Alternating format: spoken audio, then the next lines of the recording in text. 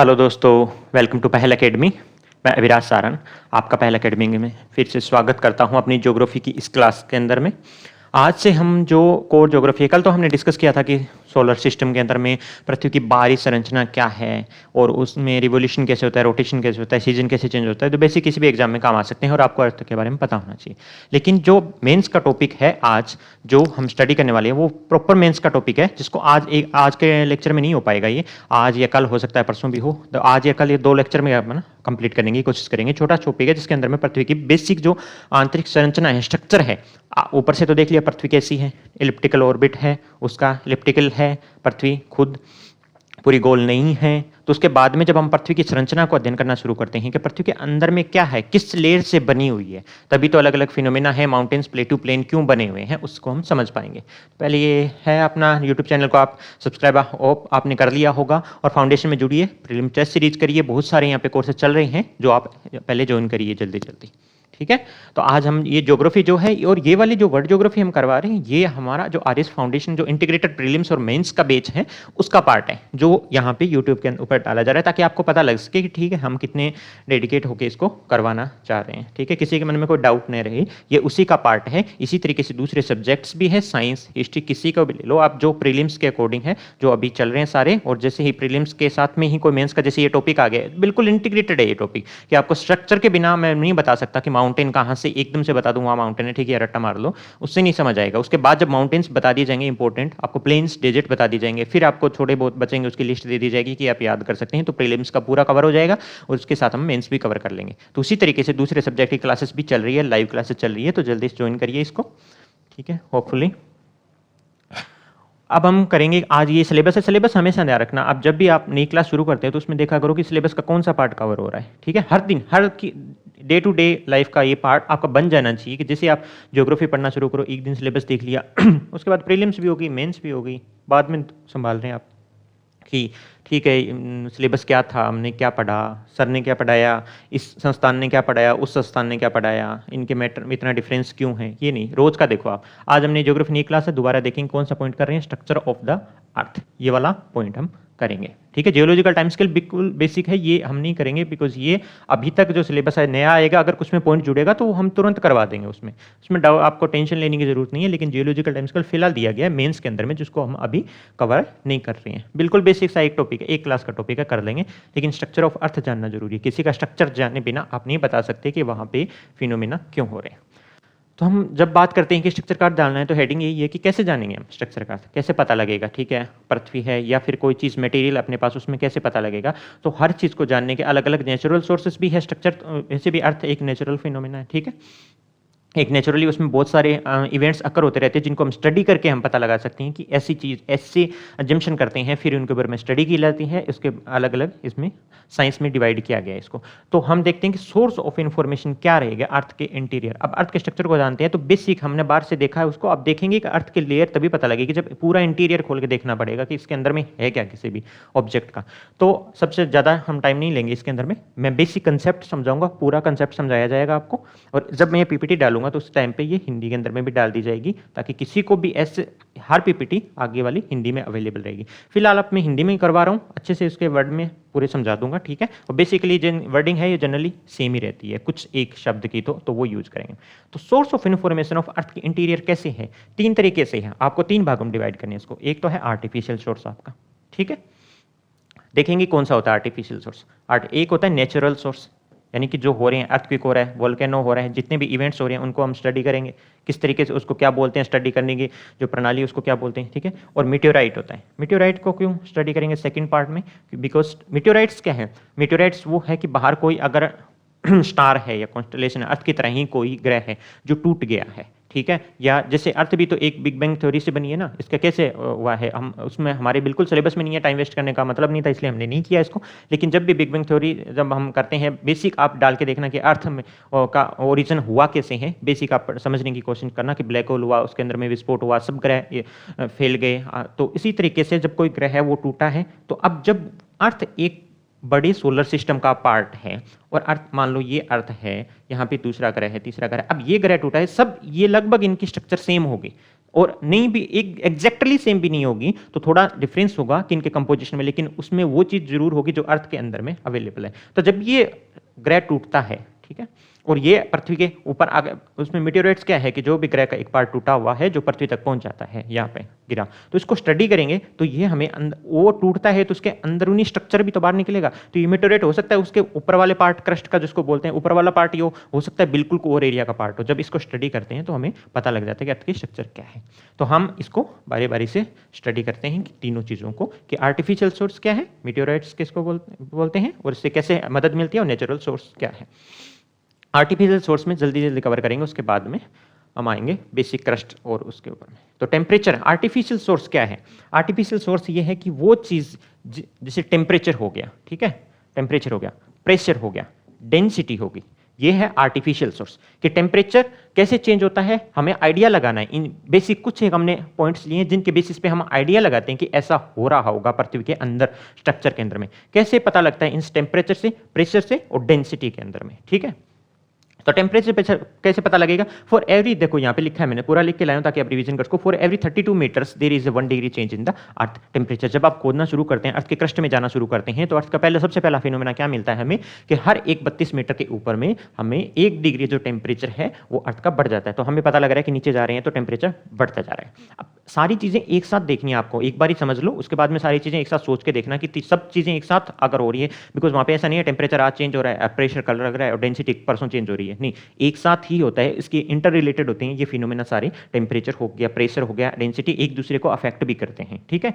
तो टेम्परेचर हर 32 मिनट से 1 degree change है अर्थ के टेम्परेचर के नीचे जाते हैं, तो हर 32 मीटर पे चेंज होता है। With the increasing depth due to the rapid increase in pressure there is melting point of the rocks also increase simultaneously. ये देखो दोस्तों कि जब नीचे डेप्थ में जाते हैं तो अभी तो हो रहा है 32 मीटर पे 1 डिग्री चेंज हो रहा है, लेकिन जैसे जैसे प्रेशर इंक्रीज होता है, सेकंड पॉइंट पढ़ेंगे, देखो मैंने बोला इंटर रिलेटेड है, जैसे जैसे नीचे जाएंगे तो प्रेशर भी बढ़ता जाता है। प्रेशर बढ़ता जाता है तो उससे क्या होती है, रॉक्स ज्यादा कॉम्पैक्ट हो जाती है। एक सोचो कि एक चीज पे प्रेशर नहीं है तो एक ऑब्जेक्ट रहेगा, वो उसके अंदर में जो मॉलिक्यूल्स है, जो बेसिक साइंस भी कभी साथ में चल रही है उसको भी आप करो ताकि ये चीजें समझ आ जाए आपको बेसिक क्या चीज होती है।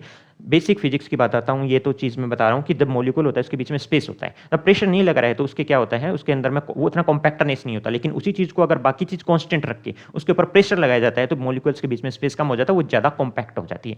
तो ये चीज कहना चाह रहा है कि विद द इंक्रीजिंग डेप्थ, जैसे नीचे जाएंगे तो रैपिड प्रेशर के अंदर में बहुत ज्यादा रैपिड इंक्रीज होता है। उसकी वजह से क्या होता है, melting point of the rocks है ना आल्सो इंक्रीज साइमल्टेनियसली, बिकॉज ज्यादा ये कॉम्पैक्ट होगी, उसके वजह से जो रॉक वो पिघल रही है जिस टेम्परेचर पे, वो सेम नहीं है जो सबसे ऊपर वाली सतह पे है। तो नीचे जाएंगे तो उसके लिए हमें ज्यादा चाहिए होगा टेम्परेचर, उसके बाद में पिघलना शुरू करेंगे, और नीचे जाएंगे तो उससे ज्यादा टेम्परेचर चाहिए होगा, उसके ऊपर पिघलेगी। ऊपर 100 डिग्री पे पिघल रही है तो नीचे 120 पे, 150 पे।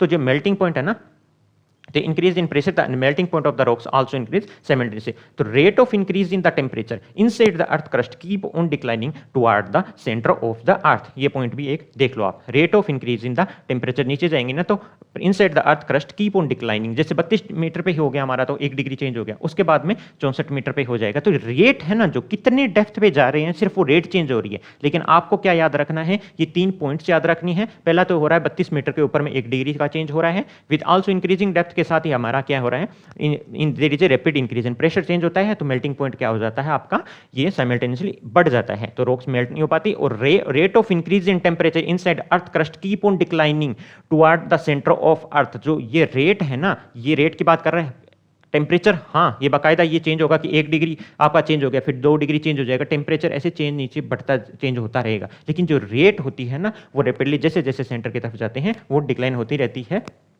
ठीक है। ये हो गया आपका टेम्परेचर। हमने ऐसे बेसिकली जब अर्थ की जैसे खुदाई कर रहे थे उसमें पता लगा कि इस तरीके का फिनोमेना आता है, ये आर्टिफिशियल फिनोमेना। उसके बाद में हम देखेंगे प्रेशर, और फिर उन्होंने स्टडी किया डेंसिटी। अब तीनों को जब मिला के जब साइंटिस्ट ने अध्ययन किया तो उससे पता लगा कि बेसिक स्ट्रक्चर क्या हो सकती है। उसके बाद उन्होंने नेचुरल फिनोमेना अध्ययन किए और उनके बेसिस के आधार पर अर्थ की एक स्ट्रक्चर हमने इंटीरियर की जो बनाई है, जो लास्ट में देखेंगे। प्रेशर क्या है कि substance present at the core should be in liquid form because of high temperature, but due to the excessive pressure the liquid substance behave as a solid and rocks as a solid plastic. ये basic आपकी अगर पहले से किसी ने physics ढंग से करी है तो उसको आता होगा, नहीं बेसिक बता देते हैं कि जैसे जैसे हमने बोला कि प्रेशर टेम्परेचर बढ़ता जाएगा तो सारी चीजें लिक्विड हो जानी चाहिए, लिक्विड हो जानी चाहिए। लेकिन जब लिक्विड चीज को बहुत ज्यादा हमें जैसे ऊपर से नीचे जाएंगे तो प्रेशर भी बढ़ता चला जाता है। सबसे ऊपर वाली सरफेस पे भी कोई प्रेशर है इतना नहीं है, लेकिन जितने जाएंगे तो रॉक्स का खुद का इनका प्रेशर है, वो जितने भी मटेरियल है उनका इतना प्रेशर ज्यादा होता है कि जो लिक्विड है वो इतना कंप्रेस हो जाता है कि वो एक सॉलिड स्टेट की तरह, प्लाज्मा की तरह वो काम करता है। ठीक है, इसमें जो प्रेशर की वजह से, देखो यहां लिखा है ड्यू टू एक्सेसिव प्रेशर है, एक्सेसिव प्रेशर की वजह से क्या करता है, जो लिक्विड सब्सटेंस है वो बिहेव करता है सॉलिड की तरह। जब लिक्विड सॉलिड की तरह बिहेव करता है तो रॉक्स कैसे बन जाएगी, सॉलिड प्लास्टिक की तरह भी है, तो वो लिक्विड लेकिन वो सॉलिड प्लास्टिक की तरह बन जाएगी। इस तरीके से एक सॉलिड की तरह बिहेव करेगी, लेकिन होता ये, आपने ग्लू टाइप देखा है कि ग्लू को और आप ज्यादा ज्यादा मतलब थोड़ी देर के छोड़ दो तो वो सॉलिड प्लास्टिक की तरह, सॉलिड प्लास्टिक बन जाता है, वो उसकी तरह बिहेव करता है प्रेशर की वजह से। तो एक तो आपका आ गया टेम्परेचर, एक आपका आ गया प्रेशर। अब तीसरी चीज देखते हैं डेंसिटी। डेंसिटी कैसे अफेक्ट है according to the gravitational theory of Newton. Newton की ग्रेविटेशन थ्योरी से हमने देखा कि वैसे डेंसिटी कैसे मेजर करो, ग्रेविटेशन थ्योरी ये हमारा पार्ट नहीं है, साइंस के अंदर में पढ़ना ये, लेकिन बेसिकली यहां पे बता देता हूं मैं कि according to gravitation theory of Newton the calculated density of the earth 5.5 gram centimetre cube. अब न्यूटन की ग्रेविटेशन थ्योरी से हमने डेंसिटी निकाल दी 5.5 ग्राम सेंटीमीटर क्यूब, लेकिन अर्थ के सरफेस पे तो ये 2.6 से लेके 3.3 है। इसको मैं इरेज कर देता हूं, रुको पेन भी चेंज करते हैं। ये देखो अर्थ की सरफेस पे है ये। अब मान लो मीन निकालोगे तो कैसे निकालोगे आप, अब आपको आर्टिफिशियल ये सोचना है कि डेंसिटी से साइंटिस्ट अनुमान लगा रहे हैं इस चीज को, हमारे पास एक्चुअल में फैक्ट नहीं है, लेकिन अनुमान कैसे लगाया कि ग्रेविटेशनल थ्योरी ऑफ न्यूटन को हम सही मान रहे हैं, उसके बाद उसके बेसिस पे हमारे क्या होना चाहिए, कैलकुलेटेड डेंसिटी ऑफ अर्थ की होनी चाहिए 5.5 ग्राम क्यूबिक सेंटीमीटर। कल बताया था कि क्यूबिक सेंटीमीटर होता है, ठीक, ग्राम क्यूबिक सेंटीमीटर होता है, और डेंसिटी ऑफ अर्थ सरफेस पे हो रही है 2.6 से 3.3 ही है। तो ये 5.5 कब होगी, जब नीचे जाएंगे अर्थ की तरफ जाएंगे, तो पूरे अर्थ के सेंटर तक पहुंचेंगे तो डेंसिटी बहुत ज्यादा बढ़नी चाहिए। तो अर्थ के सेंटर के ऊपर में इससे एस्टिमेटेड डेंसिटी हम मानते हैं 11 ग्राम पर सेंटीमीटर क्यूब। अब अर्थ के सेंटर पे है 11 ग्राम पर सेंटीमीटर क्यूब, और यहां पे है आपको दिया हुआ है सरफेस के अंदर में 2.6 से लेकर 3.3 ग्राम सेंटीमीटर क्यूब। इससे एवरेज डेंसिटी हमारी आएगी 5.5 ग्राम सेंटीमीटर क्यूब। इससे पता चलता है कि जैसे नीचे जा रहे हैं तो आपकी डेंसिटी बढ़ती जा रही है, ठीक है, ज्यादा मॉलिक्यूल डेंस है, प्रेशर बढ़ता जा रहा है, टेम्परेचर बढ़ता जा रहा है, ठीक है। उससे पता लगता है कि रॉक्स की जो स्ट्रक्चर्स है वो कैसे, हमने यहां से आइडिया लगाया ना, प्रेशर की वजह से रॉक है तो लिक्विड, नीचे टेम्परेचर की वजह से पिघल गया, लेकिन बन क्या रहा है, सॉलिड प्लास्टिक बन गया, इतना ज्यादा प्रेशर हो गया उनके ऊपर में। अगर उससे ऊपर प्रेशर नहीं है तो क्या रहेगी, लिक्विड स्टेट में रहेगा, उसके नीचे ज्यादा प्रेशर हो गया तो वो क्या बन जाएगा, एक सॉलिड प्लाज्मा बन जाएगा, ठीक है। तो ये हमारा हो गया टेम्परेचर, ये प्रेशर और डेंसिटी, ये कैसे एक मॉलिक्यूल को अफेक्ट करते हैं। बेसिक जो हमारे मॉलिक्यूल यहाँ अफेक्ट हो रहे हैं वैसे ही अर्थ के अंदर में अफेक्ट होंगे, हर एक मॉलिक्यूल अफेक्ट होगा, ठीक है। और ये तो हो गया आपका आर्टिफिशियल सोर्स की, इससे वजह से जो बेसिक हम टेम्परेचर, प्रेशर, डेंसिटी से बाकी ऑब्जेक्ट या बाहर कोई ऑब्जेक्ट है, अर्थ के बाहर भी जैसे ऑब्जेक्ट है उनकी संरचना का अध्ययन करते हैं, सेम चीज हमने अर्थ के अंदर की संरचना पे इन चीज से अनुमान लगाया। तो हमें बेसिक एक आइडिया आ गया कि किस तरीके से नीचे लिक्विड फॉर्म में हो सकता है ज्यादा प्रेशर से वो एक सॉलिड प्लाज्मा बन गया हो, ठीक है। अब इसको पुष्टि करते हैं हम कि एक दो चीज मिलती है, एक तो नेचुरल चीज से और एक मेटेरियोइड से हमें नीचे से सब्सटेंस पता चलते हैं कि अर्थ के अंदर में क्या है। मेटेरियोइड्स और क्या है कि मैंने बता दिया कि ऊपर से कोई ग्रह टूटा होगा, उसका कोई पार्ट है, हो सकता है कोर का पार्ट हो, सरफेस का पार्ट हो, वो उसकी स्टडी करने में पता चलता है। लेकिन जब हमें अलग अलग ये मेटेरियल्स बहुत सारे गिरते हैं अर्थ के ऊपर में, अलग अलग जगह पे जब इनकी स्टडी की गई तो इसके अंदर में क्या था, इट कंटेन्स निकल एंड आयरन। तो उससे हमें पता लगता है कि अर्थ की जो कोर एरिया है या कोई कोर का पार्ट है, अलग अलग सब मेटेरियल्स को स्टडी करने के बाद पता लगा कि इट कंटेन्स निकल एंड आयरन। तो अर्थ के जो जिस तरीके से वोल्केनो अर्थ को एक अगली वाली स्लाइड्स में देखेंगे बिहेव करते हैं, उससे पता लगता है कि निकल और आयरन ही होंगे कोर एरिया के अंदर में, ठीक है, या कहीं ना कहीं सरफेस पे होंगे। बेसिक हम पूरी डिटेल देखेंगे कि हर लेयर में कौन कौन से पदार्थ ये पाए जाते हैं, ठीक है। कंटेन्स निकल and iron. The earth has magnetic property. और दूसरा हमें पता लगा कि अर्थ के अंदर में हो सकता है, क्या पता नहीं हो तो नहीं हुआ, तो हो सकता है मेटेओराइट में हुआ अर्थ की स्ट्रक्चर अलग हो। तो हमने दूसरी चीज देखी कि अर्थ की एक मैग्नेटिक प्रॉपर्टी है, ये आपको पता होगा जब कभी चैप्टर अगर आया या किसी सब्जेक्ट में हुआ तो इसको अच्छे से आपको एक्सप्लेन किया जाएगा कि अर्थ की मैग्नेटिक प्रॉपर्टी के क्या इफेक्ट होते हैं, लेकिन अभी कोई मतलब नहीं है इस चीज को एक्सप्लेन करने का। तो अर्थ के पास दूसरी हमने देख लिया अर्थ की मैग्नेटिक प्रॉपर्टी है। तो this property has a originated in earth due to the mix of nickel and iron its interior part. और ये मैग्नेटिक प्रॉपर्टी आपको पता होना चाहिए कि मैग्नेट अगर नॉर्मल भी देखोगे तो मैग्नेट का और आयरन का बहुत ज़्यादा कनेक्शन रहता है। तो निकल और आयरन के रोटेशन की वजह से जब कोर एरिया में और 24 घंटे पृथ्वी तो घूम रही है, तो पृथ्वी के रोटेशन की वजह से चरण बन गया एक तरीके से, ठीक है, उसकी वजह से ये मैग्नेटिक प्रॉपर्टी आपकी ओरिजिनेट होती है। तो ठीक है, तो अर्थ की क्या है, मैग्नेटिक प्रॉपर्टी है। और ऊपर मेटेओराइट है, उनको स्टडी किया हमने, मेटेओराइट का इतना योगदान है, यहाँ पे ज़्यादा नहीं पढ़ना कि क्या होता है, बाद में देखेंगे। इट कंटेन्स निकल और आयरन, मेटेओराइट से पता लगा। और अर्थ की मैग्नेटिक प्रॉपर्टी, इससे हम ये अंदाजा लगा सकते हैं कि अर्थ के कोर के अंदर में भी निकल और आयरन है। ठीक है, ये हमें स्ट्रक्चर पता लग रहा है धीरे धीरे कि इसके अंदर में क्या, स्ट्रक्चर का मतलब क्या होता है कि यही तो ना कि किसके अंदर में, अगर किसी बोतल का, अगर मैं इस बोतल का स्ट्रक्चर देखूं तो अगर स्ट्रक्चर में क्या होता है, किससे बनी हुई है, क्या शेप है, कितना है। अगर छोटा ऑब्जेक्ट है देख लोगे, अर्थ का शेप हमने बाहर से देख लिया, अब अंदर से स्ट्रक्चर देख रहे हैं। अब हम आते हैं नेचुरल सोर्सेस पे। देखो दो नेचुरल है, वोल्केनो और अर्थक्वेक। नेचुरल सोर्स क्या है, वोल्केनो। वोल्केनो देख लो, वोल्केनो अर्थक्वेक का अलग चैप्टर है, मेंस के हिसाब से करेंगे तो हर एक बेसिक डिटेल कैसे उसको डेफिनेशन लिखनी है सब करेंगे। लेकिन अभी हमें ये देखना है कि बेसिक अर्थक्वेक वोल्केनो में क्या मिल रहा है हमें, जो अर्थ के स्ट्रक्चर को जानने में मदद करेगा। अब ये क्या, वोल्केनिक इरप्शन, पहला काम क्या हो रहा है, वोल्केनो, दूसरा अर्थक्वेक। वोल्केनिक इरप्शन में क्या हो रहा है, देखो ये देखो, from the substance erupted from the volcano and magma, जो भी मिलता है, it is clear that the some part of the earth interior is hot and in the state of magma. अब ये जो मैग्मा मिल रहा है हमें, बाहर लावा मिल रहा है, नीचे से कोई तो पिघल के आया होगा ना, ऐसा तो है नहीं बाहर आने भी पिघला है, बाहर तो ठंडा है अर्थ के स्ट्रक्चर से, तो नीचे टेम्परेचर बढ़ रहा है ना, तो नीचे की कोई ना कोई रोक होगी जो लिक्विड स्टेट के अंदर में होगी, पिघल गई होगी, टेम्परेचर बहुत ज्यादा होगा क्या, इसी वजह से हमें पता चल रहा है कि जो सब्सटेंस इरप्टेड हो गया वोल्केनो से, इससे ये पता, एक तो ये पता लग रहा है कि नीचे कुछ पार्ट अर्थ के इंटीरियर का वो गर्म है, हॉट है, और स्टेट ऑफ मैग्मा के अंदर में जो मैग्मा ये बाहर निकल रहा है। ठीक है, ये हो गया।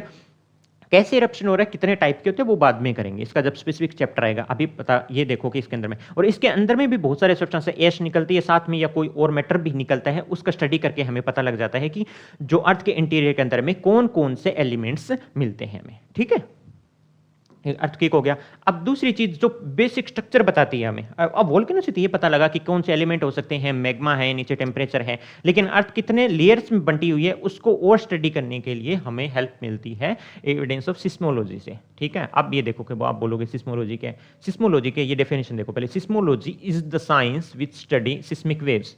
ठीक है, सिस्मिक वेव्स क्या होती है, ये अर्थक्वेक के टाइम पे, जब अर्थक्वेक आएगा, अर्थक्वेक सेंटर पे नहीं आता, अर्थ के अगर सेंटर पे अर्थक्वेक आ गया कभी तो फिर तो खत्म है मामला, बहुत ज्यादा डिवास्टेटिंग होगा, अर्थ हो सकता है रिप अपार्ट। ठीक, अब देखते हैं कि जब सरफेस, अपर वाली सरफेस पे क्यों आता है अर्थक्वेक, वो बात की बात है, लेकिन जब सरफेस पे आता है ऊपर में अर्थक्वेक, तो वहां से वाइब्रेशन शुरू होते हैं। जब कोई चीज को आपने ऐसे, मान ले इस चीज को, साउंड के अंदर में भी देखो आप, इस चीज को यहाँ पे अर्थक्वेक आया या नीचे टकराएगी तो ये क्या होगा, आपका साउंड क्रिएट करेगा या वेव्स क्रिएट करेंगे, वाइब्रेशंस क्रिएट होते हैं। अर्थ के अंदर के एटमॉस्फेयर में सारा चीज वाइब्रेशन से चलती है, तो ये वाइब्रेशन क्रिएट होंगे। तो ये क्या बोल रहे हैं, सिस्मोलॉजी कौन सी ब्रांच है, seismology is the science which study seismic waves. अब सिस्मिक वेव की आपको क्यूरियस हो रहना है कि सिस्मिक वेव क्या होती है, आपको ऐसे माइंड में लगना चाहिए, तभी आपको समझ आएगा, लॉन्ग टर्म आप अच्छे से याद कर पाओगे। अगर अब भी मैंने बोला साइंस है, स्टडी करता है सिस्मिक वेव। अब सिस्मिक वेव क्या होती है, seismic wave are actually the path adopted by the earthquake vibrations during an earthquake. Earthquake आया और अर्थक्वेक के वाइब्रेशन हुए, और वो वाइब्रेशन ने जो पाथ अडोप्ट किया ना, वो उसको बोलते हैं सिस्मिक वेव्स बोलते हैं। अब सिस्मिक वेव्स क्या है, अर्थक्वेक एक पॉइंट पे आया, क्रस्ट पे आया, जो प्लेट के मूवमेंट्स की वजह से आया या किसी वजह से आया, उसके बाद हुए जो अर्थ के अंदर में जो वाइब्रेशन हुए हैं, उन्होंने कौन सा पाथ अडॉप्ट किया है, उसको बोला जाता है सिस्मिक वेव्स बोलते हैं। अब सिस्मिक वेव्स वो अटेम्प्ट किया, जो उसमें सिस्मिक वेव्स कितने टाइप की होती है वो देखेंगे कि पाथ अलग अलग अडॉप्ट करते हैं। ठीक है, ये सिस्मिक वेव्स है, वो वाइब्रेशन है, कौन कौन से वाइब्रेशन है जो पूरे अर्थ के बीच के सेंटर से निकल जाते हैं, कौन है जो लिक्विड में ट्रेवल कर सकते हैं, नहीं कर सकते हैं, उनके बेसिस पे इनको सिस्मिक वेव्स है जो एस वेव, उनको दो भागों में डिवाइड किया। बेसिकली तीन पार्ट होते हैं, इनके दो पार्ट हमें यहाँ पे इंपॉर्टेंट है, क्यों, स्ट्रक्चर जाननी है। तीसरा पार्ट क्या होता है, लॉन्गिट्यूडनल होती है, वो सरफेस पे ट्रेवल करती है। पी वेव्स और एस वेव्स जो हमारे काम आती है, पी वेव्स, एस वेव, एक होती है एल वेव्स। एल वेव्स यहाँ क्यों नहीं लिखी मैंने, बिकॉज हम अर्थक्वेक करेंगे तब देखेंगे। एल वेव्स, पी वेव्स होती है travel through solid, liquid and gas, वो वाइब्रेशंस जो सॉलिड में से भी पास होंगे, लिक्विड में भी पास हो रहे हैं और गैस में भी पास हो रहे हैं। अब बोलोगे हमें कैसे पता लगा, यहाँ से अगर अर्थक्वेक आया, ये देखो यहाँ से चल रहा है, मैंने पूरा इसीलिए यहाँ से अर्थक्वेक आया, तो ये वाइब्रेशन आपको पूरी पृथ्वी पे कहीं जहाँ पे ये उपकरण लगा दिया हमने, जो वो वाइब्रेशन कैच करता है, उसको पता लग गया कि यहाँ पे मिल रहा है, यहाँ पे नहीं मिल रहा, यहाँ पे आपका मिल रहा है। और यहाँ पे मिल रहे हैं वो 2 तरीके के वाइब्रेशन मिल रहे हैं, लेकिन यहाँ मिल रहा है जो सिर्फ एक ही तरीके का वाइब्रेशन मिल रहा है। तो सिर्फ ये वाइब्रेशन हमें कैप्चर करने हैं। तो पी वेव्स क्या करता है, मैं इसको क्लियर कर देता हूँ। पी वेव्स क्या करते हैं कि जो ये वो वाइब्रेशन जो सॉलिड, लिक्विड और गैस तीनों में ट्रेवल कर रहे हैं, उनको हमने नाम ले दिया पी वेव्स। प्राइमरी वेव्स है, यानी कि वो हर जगह ट्रेवल कर रही है, इनको बोल दिया प्राइमरी। सेकेंडरी वेव्स कौन से बोलते हैं, एस वेव। एस मतलब सेकेंडरी, यानी कि ओनली थ्रू सॉलिड, वो वाइब्रेशन जो सिर्फ सॉलिड में से होकर गुजर रहे हैं। ठीक है, समझ में आ गई 2 चीज बात। तीसरा होता है वैसे तो एल वेव्स होती है, जिसको हम उसमें अर्थक्वेक में डिस्कस करेंगे। एल वेव्स का मतलब क्या होता है, लॉन्गिट्यूड वेव्स, यानी कि जो यहाँ वाइब्रेशन है तो इसके अंदर नहीं जाएगा, लेकिन सरफेस पे रहेगा। तो सरफेस का हमें क्या मजा आया, ऊपर सरफेस पे तो यही वाइब्रेशन हो जाएगा, उससे हमें स्ट्रक्चर थोड़ी पता लगेगा। स्ट्रक्चर पता लगता है पी वेव से और एस वेव से। ठीक है, अब यहां देखो, वी नो दैट, अब स्ट्रक्चर कैसे पता लगता है, एक बेसिक इंफॉर्मेशन ये देखो, और अगले जो स्लाइड्स है उसके ऊपर में पूरा डिटेल में डिस्कशन करते हैं। We know that inner core is a solid because, अब हमें पता लगता है कि इस वाइब्रेशन से कि 2 चीजें पता लगती है। ऊपर वाला एक तो मेंटल सॉलिड है बिकॉज, ठीक है, आउटर कोर लिक्विड है, 3 चीज देख लो पहले, और फिर इनर कोर वापस सॉलिड है। ठीक है, अब देखो आपको कैसे, अब आप बोलोगे कैसे पता लगा। ठीक है, पहले आगे वाले पे चलते हैं, पहले ये वाला चैप्टर देख लेते हैं। देखो यहां से अर्थक्वेक आया, पी वेव और एस वेव, हमने बोला था पी तीनों में ट्रेवल करती है। ठीक है, पी तीनों में ट्रेवल करते, एस वेव पे देखते हैं, एस वेव सिर्फ सॉलिड में ट्रेवल करते हैं। अब एस वेव ने यहां तक जब हमने इसको मेजर करना शुरू किया तो 105 तक मिल रही है, और यहाँ 105 तक मिल रही है, पी एस दोनों मिल रही है यहाँ पे। तो इसके बाद इस एरिया में कोई एस वेव नहीं है, यहाँ पे सेकेंडरी वेव नहीं है। और एस वेव क्यों, कि एस वेव हमने बोला था कि सिर्फ ये वाइब्रेशन आगे नहीं मिलते, यानी कि सिर्फ ये सॉलिड में ट्रेवल कर रहे हैं। तो इसका मतलब इस जब कर्वेचर को मेजर किया गया तो इसे आइडिया आ गया कि कितनी डिस्टेंस होनी चाहिए, जिसको मैंने यहाँ पे पूरा लिख भी दिया, इसको यहाँ पे 29 किलोमीटर डिस्टेंस लिख दिया कि 2900 किलोमीटर की डेप्थ के बाद में, क्योंकि मुझे ये पता चल जाता है कि किस कर्वेचर से यहाँ तक आ रही है, किस एंगल से यहाँ पे आ रही है। जब ये मेजर किया गया तो 2900 किलोमीटर के बाद में इनका आना बंद हो गया, कि इतनी डेप्थ के बाद से ये इस तरीके से मुड़ेगी, तो उसके बाद में 2900 किलोमीटर के बाद में से नहीं आ रही। तो हमें आइडिया आ गया कि 2900 किलोमीटर के बाद में लिक्विड शुरू हो गया भाई। ठीक है, अब बेसिक 2 चीज तो पता लग गई, ऊपर वाला सॉलिड है 2900 किलोमीटर, ये जो डिस्टेंस है 2900 किलोमीटर, उसके बाद में आपका लिक्विड कोर शुरू हो गया। उसको बाद में नाम दिया गया कि लिक्विड आउटर कोर है, सॉलिड इनर कोर है, लेकिन हमें पता चल गया कि सॉलिड के बाद में लिक्विड शुरू हो गया। ठीक है, पहले पढ़ लेते हैं evidence system. The shadow zone is the area of the earth from angular distance of 105 से 140 किलोमीटर, ये आप याद कर लेना बाद में, from the epicentre of the earthquake where seismic wave is recorded. मैंने बताई दिया आपको, यहां से अर्थक्वेक अगर आया है तो यहां से ये 105 तक दोनों मिलेगी। उसके बाद में इसके यहां पे एस वेव तो मिलेगी नहीं, लेकिन पी वेव, जो कि अब यहां से पी वेव आ रही है, ये सॉलिड है, ये लिक्विड आ गया। ठीक है, लिक्विड आ गया, उसके अंदर से ट्रेवल करके यहाँ पे आपको मिलेगी 105 से लेकर के 140 तक यहाँ मिलेगी। इधर से भी देखोगे तो 140 तक, इधर से देखोगे तो 140, इधर से दूसरा एंगल हो जाएगा।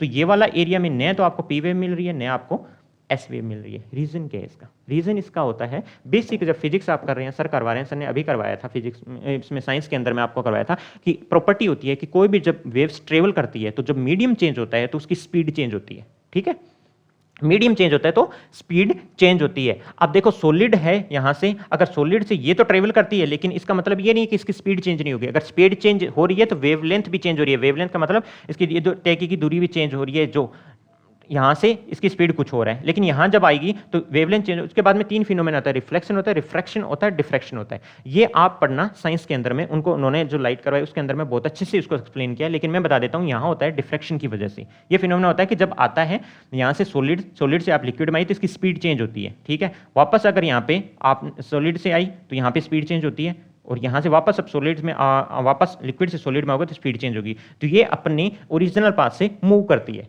जो मूव करती है उसकी वजह से जब वापस यहाँ पे पहुंच पाती है ये, बिकॉज ये लिक्विड में गई तो अपने ओरिजिनल पाथ से ये चेंज होगी। उसके बाद में यहाँ से अंदर भी सॉलिड कोर आया, इसमें अपने ओरिजिनल पाथ से चेंज हो गई, यहाँ तक पहुंच गई। उसके बाद में वापस अपना लिक्विड आउटर कोर आ गया, ओरिजिनल सॉलिड टू लिक्विड आया तो चेंज हो गई, वापस बाहर की तरफ आ गई, और यहाँ से लिक्विड से वापस अब से आएंगे तो और बाहर की तरफ आ गई, तो यहाँ तक ये पहुंच जाएगी। ठीक है, तो इस वाला एरिया है जो ये पी वेव का भी शैडो जोन हो जाता है। अगर हमें सिर्फ पता लगता है एस वेव से तो कि हमें लिक्विड आउटर कोर मिली है, लेकिन ये सॉलिड इनर, उसके बाद में इनर कोर कितने पे सॉलिड है वो पता लगता है हमें पी वेव के इस शैडो जोन से। देखो दोनों चीजें पता लगी, पी और एस वेव से, बिकॉज पी वेव सब में वाइब्रेशंस है जो लिक्विड और कोर में ट्रेवल कर सकते हैं, और एस वेव सिर्फ सॉलिड में ट्रेवल कर सकता है। देखो यहाँ पे लिखा है 105 से लेकर 140 तक न पी मिलती है न एस वेव हमें मिलती है। सिस्मोलॉजी से हमने अध्ययन कर लिया, ठीक है।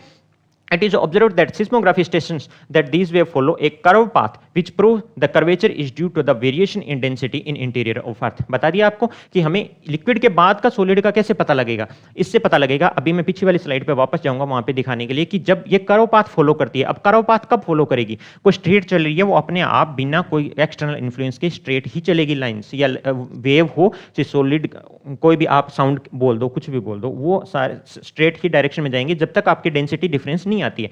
तो वेरिएशन इन डेंसिटी, वेरिएस डेंसिटी कैसे चेंज हो रही है कि यहां से आए सॉलिड से लिक्विड में आए डेंसिटी चेंज होगी, लिक्विड से वापस अंदर सॉलिड में आओगे तभी डेंसिटी चेंज होगी, ठीक है। तो इससे हमें पता लगता है कि यहां से लिक्विड के बाद में जैसे ही आई लिक्विड, लिक्विड के बाद में सॉलिड इनर कोर आई। अब थोड़ा डाउट रहता है कि जैसे लिक्विड में सर सॉलिड से लिक्विड में आई, तब हो सकता है कर्वेचर का पाथ ये रहा हो, इससे भी तो पता लग जाएगा। हमें कैसे पता सॉलिड इनर कोर है वो पोर्शन सॉलिड है, वो इसलिए पता लगेगा। पीछे वाली स्लाइड में चलें, यहां पे हमने क्या लिखा है कि जब we know that inner core is a solid because P wave get a speed boost through the solid. जब हम एक मेटेरियल दूसरे मेटेरियल, मैंने बोला कि स्पीड चेंज होती है, स्पीड चेंज होती है, इसका मतलब क्या हुआ कि जब लिक्विड में आई तो स्पीड इनकी चेंज होगी सॉलिड से। अब उसी स्पीड से पहुंचनी चाहिए थी, लेकिन जब ये बार लिक्विड वाली जो रेज पहुंच रही है और एक जो सॉलिड के अंदर में से होकर आ रही है, ये रेज बहुत जल्दी पहुंच रही है तीनों, तब हमें आइडिया आया कि ये कैसे इस एरिया की जो है, कितनी एरिया है जहां पे ये स्पीड जल्दी पहुंच रही है, जल्दी पहुंच रही है, इसका मतलब लिक्विड से वापस सॉलिड में गई है, तभी इनको स्पीड बूस्ट मिला है। स्पीड चेंज होती है, बताया मैंने पहले, सॉलिड लिक्विड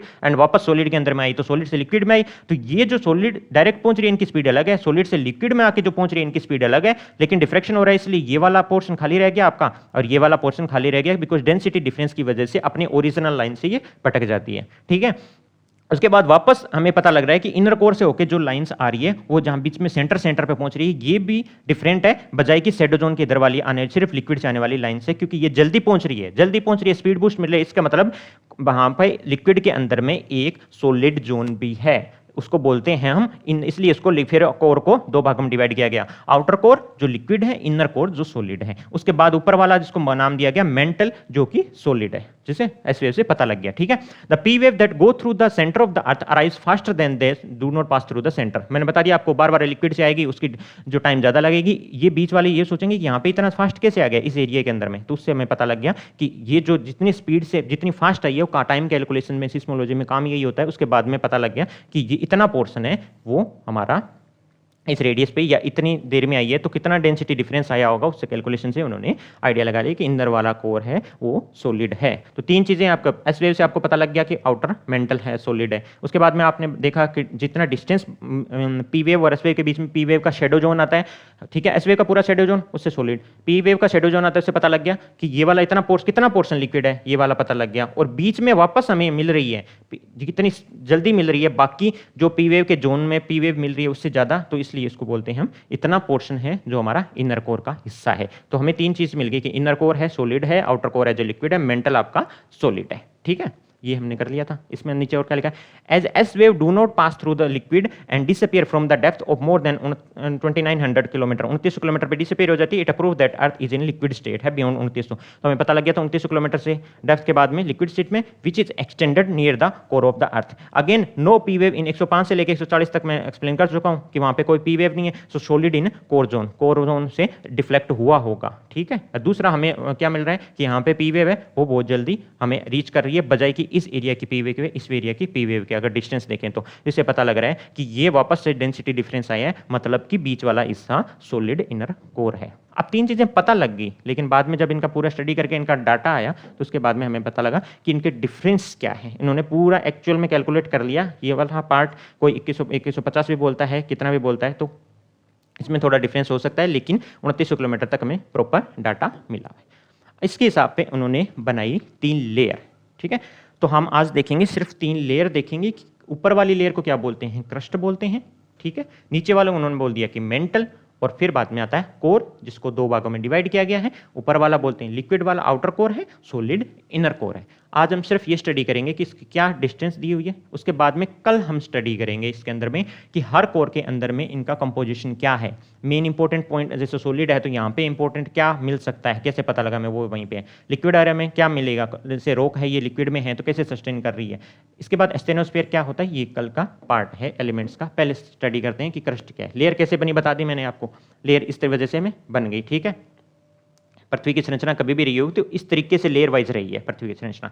अब ध्यान दो, क्रस्ट क्या है। क्रस्ट है this is the outer most layer of the earth and it average thickness is 30 kilometre. Average 30 kilometre तक की और ऊपर वाली जो पट्टी है उसको बोलते हैं क्रस्ट, ठीक है। 30 किलोमीटर में this layer is made of lighter rock and the density is 3 ग्राम पर, ऊपर से शुरू करेगी डेंसिटी नीचे बढ़ती जाएगी तो ऊपर से क्या होगा, हम 3 ग्राम से शुरू किया है, 3 ग्राम्स पर क्यूबिक मीटर, ठीक है। 3 ग्राम पर क्यूबिक मीटर बोलते हैं इसको। तो मेड ऑफ लाइट, ये लाइटर रॉक्स है। सबसे ऊपर क्या रहेगी, फ्लोट करेगी ना, सबसे ऊपर तो लाइट रहेगा, नीचे जाएंगे उतना ही डेंस होता जाएगा, ठीक है। तो सबसे ऊपर वाली ये क्या है, दो इंपॉर्टेंट चीज़ों की, 0 से मतलब 30 किलोमीटर तक क्रस्ट बोलते हैं, 30 किलोमीटर तक की इसकी बोलते हैं थिकनेस, थिकनेस बोलते हैं कि जो मोटाई है क्रस्ट की वो क्या बोलते हैं 30 किलोमीटर है, ठीक है। और ये दूसरी चीज इंपॉर्टेंट याद करने की क्या है, इसकी डेंसिटी 3 ग्राम पर क्यूबिक मीटर, और लाइटर रॉक से बनी हुई है। सबसे ऊपर है तो याद कर लेना लाइटर, नीचे जाएंगे तो हैवी होता जाएगा।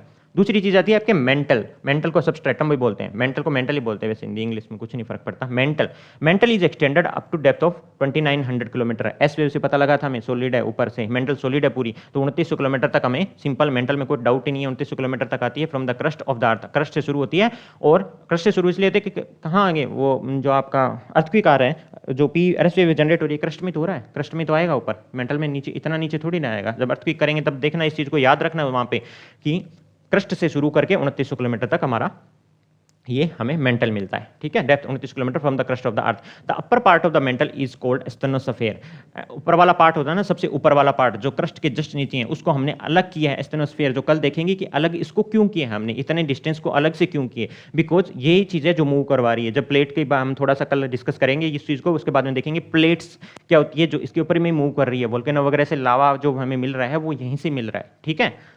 तो सबसे ऊपर वाला पार्ट को इसमें डिवाइड करके क्या बोल दिया, asthenosphere and the lava which reaches, मैंने बता दिया lava reaches earth surface during the volcanic eruption has it source from this mantle, ठीक है। S wave disappear after the depth of 2900 kilometre, thereafter mantle is made up of solid rock. हमें बता दिया कैसे rock disappear हो जाती है, उससे इसको पता लगता है कि ये सॉलिड में है। तो मेंटल क्या होगी कि ये क्रस्ट से लेकर के आपका 2900 किलोमीटर का हिस्सा है वो मेंटल कहलाता है। इसको दो भागों में डिवाइड कर दिया। सबसे ऊपर वाला पार्ट एस्टेनोस्फीयर है जो 300 से 350 किलोमीटर तक का रहता है। सबसे इंपॉर्टेंट बात है, ये सबसे इंपॉर्टेंट पार्ट है, इसलिए उसको थोड़ा सा कल डिस्कस करके और हमें प्लेट्स का बेसिक नॉलेज ले लेंगे। उसके बाद में हमें पता लग जाएगा कि किस तरीके प्लेट के मूवमेंट की वजह से बाउंड्री जो माउंटेन्स बन रहे हैं, कोई चीज़ को प्लेटों का निर्माण क्यों हो रहा है, प्लेन्स कैसे बनी है, पूरा हर एक कॉन्टिनेंट को हम स्टडी कर पाएंगे, ठीक है। बेसिक समझ में आ गया, मेंटल क्या है, 2900 किलोमीटर तक है सॉलिड स्टेट के अंदर में।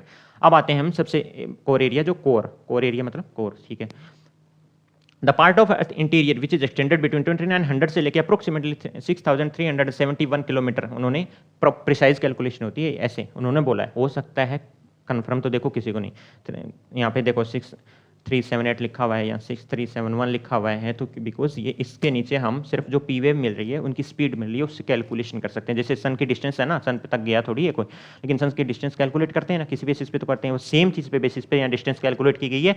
और ये 2900 से 6371 याद कर लो अपने, तो 6371 किलोमीटर ऑफ डेप्थ है in the most interior part of the अर्थ है। डेंसिटी नीचे जाएंगे और डेंसिटी हो जाएगी 11 ग्राम्स पर क्यूबिक सेंटीमीटर है, 11 ग्राम्स पर क्यूबिक सेंटीमीटर याद कर लो नीचे कोर की डेंसिटी, ठीक है। S wave can not reach this region, the layer is divided into 2 part बोल दिया हमने। Outer core which is liquid form में है, क्यों है आपको समझा दिया मैंने। 2900 लेके 5150 तक इसकी डिस्टेंस देख लो, 2900 लेके 5150 तक है ना, ये वाला पार्ट है आपका लिक्विड आउटर कोर, ठीक है, लिक्विड आउटर कोर बोलते हैं। और नीचे वाला पार्ट है जहां एस वेव मिल रही है, बहुत छोटा रीजन था वो, तो 5100 से लेके 6371 जो बोलते हैं, हमें ये याद करना है, 6371 मीटर तक किलोमीटर तक है हमारा जो ये सॉलिड इनर कोर बोलेंगे, सॉलिड इनर कोर, ठीक है, डेप्थ ऑफ, ठीक है। तो आज के लिए हम आपको समझा दिया मैंने पूरा, ये अर्थ के इंटीरियर दोबारा देख सकते हो। आपको किसी को कुछ भी डाउट हो इसके अंदर में तो पूछ लीजिएगा कल की क्लास में, क्यों, बिकॉज हम क्या कर रहे हैं, अर्थ की स्ट्रक्चर जान रहे हैं। अर्थ की स्ट्रक्चर को अभी कल और इसको ओपन करेंगे कि इसके अंदर में कौन से है, इस क्रस्ट के अंदर में क्या है, इनकी जो बाउंड्रीज है, इनकी बाउंड्रीज को क्या नेम दिए गए हैं कि इस बाउंड्री तक हम क्या करेंगे, इस बाउंड्री को क्या नाम दिया गया, अलग अलग नाम दिया गया जो एग्जाम में डायरेक्ट पूछा जाता है, ठीक है। और किस क्लासिफिकेशन कैसे किया गया है, किसी ने इसको क्रस्ट को और एस्टेनोस्फेयर को मिला के क्लासीफाई कर दिया अपने हिसाब से, किसी ने क्रस्ट को अलग रखा है, एस्टेनोस्फेयर को और मेंटल को एक साथ में रखा है, तो कौन से वैज्ञानिक क्लासिफिकेशन क्यों दिया गया है। फिर उसके बाद में इसके बेसिस पे क्लासिफिकेशन में इनको बोला जाता है सियाल और सीमा, जो मेन इंपॉर्टेंट क्लासिफिकेशन यूज करते हैं उनको सियाल और सीमा क्यों बोलते हैं, वो चीज़ हम कल अच्छे से डिस्कशन करेंगे। तो ये बेसिक आपको अंडरस्टैंडिंग के लिए पूरा बता दिया कि लिक्विड आपका कैसे ऊपर ऊपर क्रस्ट होगा, 30 मीटर की इसकी आपकी थिकनेस रहेगी और 3 ग्राम पर क्यूबिक जो सेंटीमीटर उसको इसकी डेंसिटी माना जाएगा। फिर उसके बाद में आता है मेंटल। मेंटल आता है क्रस्ट से लेके 2900 किलोमीटर तक, रिवीजन कर लो। उसके बाद ऊपर वाला पार्ट बोलते हैं स्टेनोस्फेयर। स्टेनोस्फेयर है 300 से 350 किलोमीटर का, डायरेक्ट भी पूछ सकते हैं कभी, हर चीज़ को ऐसे बिल्कुल एक एक डाटा ये है ना इंपॉर्टेंट है। अर्थ का स्ट्रक्चर है भाई, अर्थ का स्ट्रक्चर में 1 किलोमीटर भी ऊपर नीचे नहीं कर सकते, आपको एग्जैक्ट पता होना चाहिए। और उसके बाद में मेंटल के बाद आता है आपका कोर एरिया। कोर एरिया 2 भागों में डिवाइड क्यों किया था, लिक्विड और आउटर कोर, ठीक है। लिक्विड है आउटर कोर और सॉलिड है इनर कोर। और इसकी वजह क्या है, इसकी बेसिक हमें पता लगता है पी वेव्स की वजह से, एस वेव्स की वजह से, ठीक है। पी वेव्स तीनों में गमन करती है, सॉलिड लिक्विड गैस में, एस वेव नहीं करती है। एस वेव नहीं करेगी तो वहीं से वो भी रिवीजन करा देता हूं मैं, कहीं भूल जाओ। एस वेव नहीं करेगी, इसकी वजह से कुछ एक एरिया 105 के बाद से लेके इधर भी 105 डिग्री है, उसके बाद ही इस एरिया में आपको एस वेव नहीं मिलेगी। एस वेव नहीं मिलेगी, इसकी वजह से क्या हो रहा है, आपको पता लग रहा है कि इसकी आप कर्वेचर के आधार पर इसकी डिस्टेंस कैलकुलेट कर सकते हैं कि यहाँ तक की इसकी डिस्टेंस क्या है, ये 2900 तक ही जाएगी। इससे पता लग गया कि सॉलिड है। उसके बाद में ये हो रहा है डिफ्रैक्शन। पी वेव का एक बेसिक चीज़ क्या है, डिफ्रैक्शन। दूसरे मीडियम में जाते हैं तो देख लेना वेवलेंथ भी चेंज होती है, स्पीड भी चेंज होती है, उसके हिसाब से डिफ्रैक्शन होकर ये यहाँ पहुंच रही है और ये यहाँ पहुंच रही है। तो हमें आइडिया आ गया कि वाला पोर्शन क्या है, लिक्विड के आधार पे, क्योंकि इसकी डिस्टेंस चेंज होगी। अंदर वाला सॉलिड रॉक कैसे मिलेगा कि इसकी जो यहाँ पे पी वेव्स मिल रही है और यहाँ पी वेव में यहाँ पी वेव मिल रही है, उसकी स्पीड के अंदर में डिफरेंस है कि ये देखो सॉलिड में आ रही है तो इनको पता है कि इतना डिस्टेंस कैलकुलेट किया इतने में, और यहाँ से लिक्विड उसके बाद में सॉलिड में से आ रही है तो ये सॉलिड में वापस डेंसिटी चेंज हो रही है, तो उसमें स्पीड भी चेंज हो रही है, फास्टली आ रही है। डेंसिटी अब ये वापस हो गई ना, सॉलिड हो गई तो इसमें फास्ट ट्रेवल करके आ जाएगी, तो ये जल्दी पहुंच जाती है। तो इसकी वजह से हमें पता लग गया कि इनर कोर अपना सॉलिड है पी वेव के ट्रेवल की वजह से। तो आज की क्लास हम यहीं खत्म करते हैं। इसमें मेरे हिसाब से मैंने इसको अच्छे से स्ट्रक्चर को समझा दिया है। और कल एस्टेनोस्फेयर देखेंगे, ऊपर वाली प्लेट्स क्या होती है, हर एक के अंदर में इसको कैसे क्लासिफिकेशन किया गया, जो आपके मेंस एग्जाम के अंदर में आ सकता है। हो सकता है प्रीलिम्स में पूछ ले, लेकिन प्रीलिम्स का टॉपिक है नहीं है तो नहीं पूछेंगे किसी भी हाल में। हाँ, ये कोर एरिया ये तो कैसे कभी भी पूछ सकते हैं मेरे हिसाब से, तो इसका कोई ऐसे क्लासिफिकेशन है नहीं, अर्थ का स्ट्रक्चर सबको पता होना चाहिए। लेकिन बेसिकली मेंस के लिए है, तो मेंस के हिसाब से आपको मैंने पूरा स्ट्रक्चर बता दिया। इसको आप कंसेप्ट समझ लोगे, उसका मेंस में लिखने के लिए होता है तो कंसेप्ट आपको याद होना चाहिए, आप इसको एकदम कीवर्ड याद रखना और उसके हिसाब से लिख दोगे, ठीक है।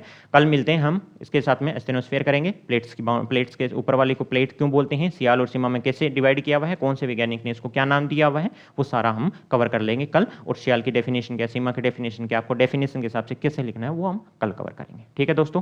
तो आज के लिए इतना ही, कल मिलते हैं, फिर इसको कवर करेंगे, खत्म करने के बाद में फिर हम माउंटेन शुरू करेंगे, कॉन्टिनेंट वाइज माउंटेन लेंगे, ठीक है।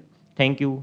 और आप भी कम्युनिटी का हिस्सा है, बिल्कुल आप बिल्कुल ऐप डाउनलोड कीजिए पहल एकेडमी का, और उसके अंदर में पहल कम्युनिटी है, वहाँ पे आप कुछ भी अगर आपको डाउट हो रहा है वहाँ पे पूछ सकते हैं। अभी कोर्स बन जाएगा इसका वर्ल्ड ज्योग्राफी का, ये इंटीग्रेटेड प्रीलिम्स और मेंस का ही पार्ट है, तो वहाँ भी पर कोर्स के हिसाब से अगर आप डाउनलोड करते हो फ्री के अंदर में है, होगा ये वर्ल्ड ज्योग्राफी का पूरा, तो वहाँ आप एक बार इसको क्लास ले लीजिए, उसमें कोई भी डाउट है वो भी आप पूछ लीजिए, ठीक है। Okay, thank you.